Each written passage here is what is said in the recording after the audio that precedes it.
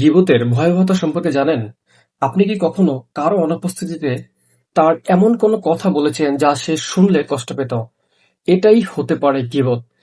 রাসূল সাল্লাল্লাহু আলাইহি ওয়াসাল্লাম বলেছেন, গীবত হলো তোমার ভাইয়ের সম্পর্কে এমন কথা বলা যা সে অপছন্দ করে। সহিহ মুসলিম 2589 নম্বর হাদিস।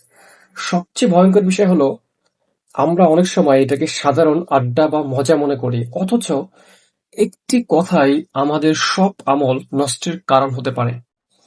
তাই কারো অনুপস্থিতিতে কথা বলার আগে নিজেকে প্রশ্ন করুন, এই কথাটি যদি সে সামনে থাকতো, আমি কি বলতে পারতাম?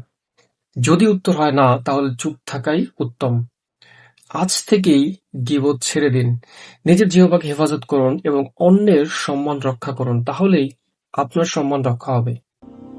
ভিডিওটি ভালো লাগলে একটি লাইক দিন, ইসলামিক বার্তাটি ছড়িয়ে দিতে শেয়ার করুন, কমেন্টে আপনার মতামত জানান এবং এমন আরও সুন্দর ভিডিও পেতে ফলো করে সঙ্গে থাকুন।